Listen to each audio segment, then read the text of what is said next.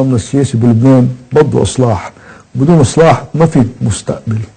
القضاء اللبناني فاسد ومسيس لآخر درجة، واللي بدي أقول لك العكس نحن بندله. أنا في بسنة 1997 سليم عزار كان عضو بمجلس الدستوري، هو على لسانه قال انه حرام يكون في مجلس دستوري بنظام مسيس سلطة سياسي، لأنه السلطة بيفرضوا سياستهم على الأعضاء، هم بيجيبوهم وبيفرضوا سياستهم عليهم، وهيك اللي صار.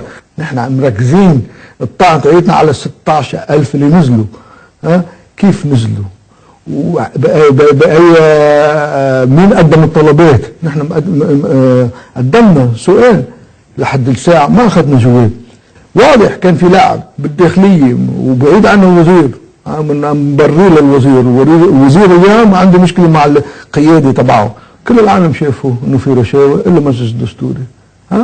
لأن التايم ماجازين نيويورك تايمز حكوا فيها $1 مليار انه صرفوا، حتى المملكة العربية السعودية هم عم يحكوا فيها، صرف بحدود $750 مليار انصرف.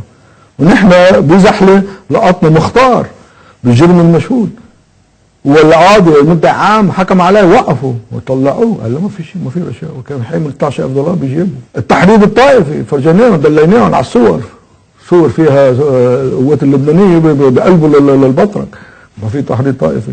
بيان وتصريح البطرك وغير البطرك، يعني الفتوات الدينية اللي صارت بالانتخابات ما في تحريض طائفي. كيف هيك؟ ما حدا شايف. عم بيكذبوا، مش عيب عليهم؟ رجال محترمين بالاجماع يقولوا انه ما في غش.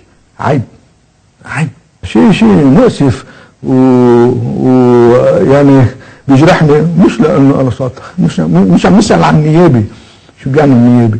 نحن عم نشوف مستقبل لبنان كيف بدك تبنيها. نحن بنوحي حالنا وبنحب نصدق حالنا انه بلد ديمقراطي. اي بلد ديمقراطي؟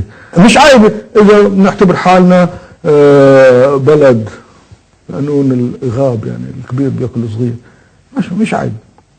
خلي اللبنانيين يعرفوا، كل واحد يدبر راسه، بس ما يقول، ما يعتمد على شيء اسمه القانون. لو ما في قانون